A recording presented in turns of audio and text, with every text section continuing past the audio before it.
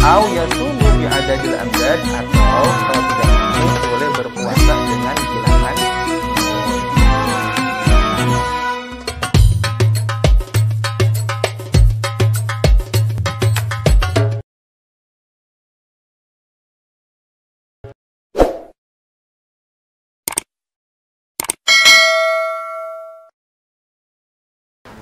Terakhir, faslun fi mawani'il haji.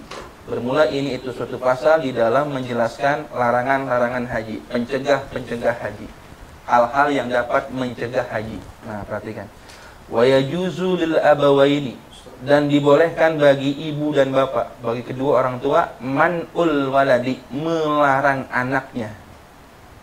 Dibolehkan bagi kedua orang tua melarang anaknya untuk berangkat haji, ghairil maqi, selain penduduk Mekah, minal ihrami, daripada niat ihram, bitatawwu'i hajjin, dengan sunnah-sunnahnya haji, au umratin, atau sunnah-sunnahnya umroh, dunal fardi, tapi nggak boleh ngelarang yang fardu.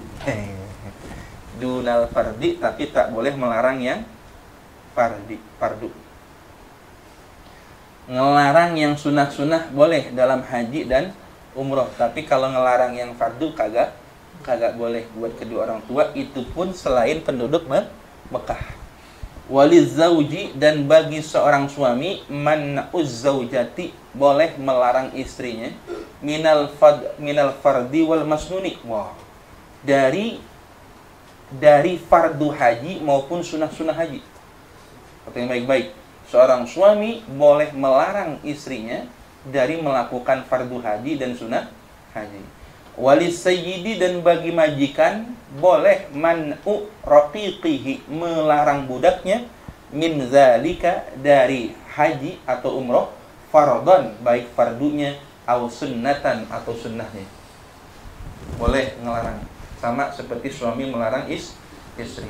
Fa in ahramu, maka jikalau mereka niat ihram, bi ghairi idnihim, dengan tanpa izin mereka, ya, si anak ihram, si istri ihram, si budak ihram tanpa izin kalau anak nggak izin sama orang tuanya, kalau istri nggak izin sama suaminya, kalau budak nggak izin sama majikannya, ya, tahallalu, maka mereka harus tahallul, hum, mereka itu, tahallalu hum, humnya untuk taukid. Tahallalu, maka mereka tahallul, maka mereka tahallul, wal muhsaru, dan orang yang terhalang. Nah, itu selesai sampai situ ya, titik itu. Jadi kalau mereka niat ihram tanpa izin daripada yang disebutkan di atas, maka mereka langsung tahallul. Wal muhsaru anil haji, dan orang yang terhalang untuk melaksanakan ibadah haji wal umroh, bidabhi, dengan menyembelih, ma, binatang, yujzi'u fil udhiyati, yang dibolehkan dalam udhiyah, hewan kurban. Summal halqi, kemudian mencukur rambut. Nah, buat mereka yang tanpa izin dan orang-orang yang terhalang, seperti dulu pernah kan, waktu pertama kali rombongan Nabi dan sahabat mau berangkat haji, dicegah oleh siapa? Kafir Quraisy, sehingga terjadilah perjanjian Hudaybiyah, yang perjanjiannya itu sangat merugikan umat Islam, tapi ada hikmah yang besar di balik itu semua.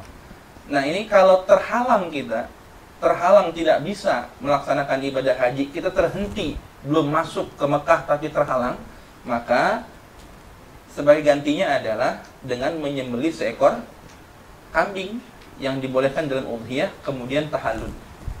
Begitu. Ma'a iqtirani niyatit tahalluli, disertai dengan membarengi niat tahallul, bihima, dengan haji dan umroh. Wa man ajaza anid dzabhi, dan barang siapa yang tidak mampu daripada menyembelih seekor kambing, at'ama biqimati syati, at'ama biqimati syati, maka ia memberi makan dengan seharga seekor kambing. Fa in ajaza, maka tidak mampu untuk memberi seharga seekor kambing, soma bi'adadil amdadi, maka puasa sebanyak jumlah mud yang ada pada seekor kambing itu. Warraqiqu, dan seorang budak, yatahallalu, dia tahallul bin niyati dengan niat, ma'al halqi dibarengi dengan mencukur rambut, faqat saja.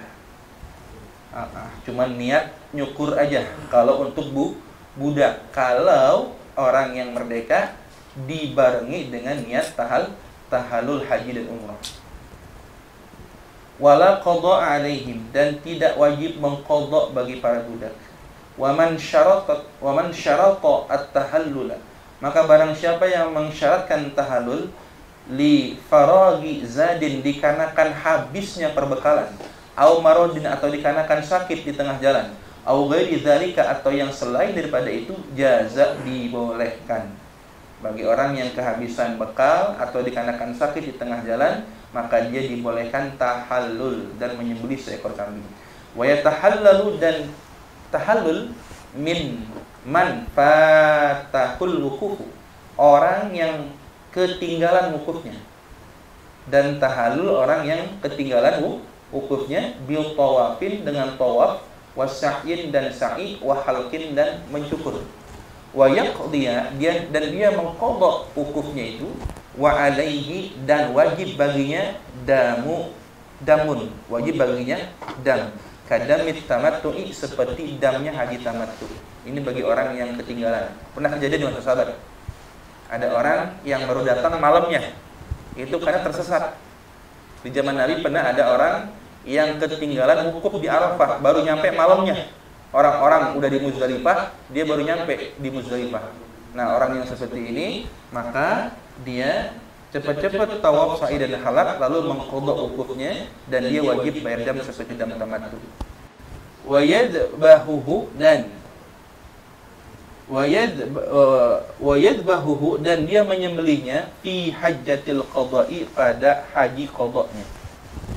Ya, karena dia sedang mengqadha hajinya, yaitu ketika orang ketinggalan wukuf di padang Arafah. Wa kullu damin wajaba, dan setiap dam yang wajib baginya, yajibu dzabhuhu, maka wajib menyembelihnya, fil harami, di tanah haram, illa damal ihsari, kecuali dam ihsar. Apa dam ihsar? Dam yang disembelih ketika seseorang terhalang sampai ke Mekah. Maka di mana tempat dia terhalangnya, dia sembelih kambing di situ. 5 kilo lagi mau nyampe Mekah, tapi terhalang, nggak sampai.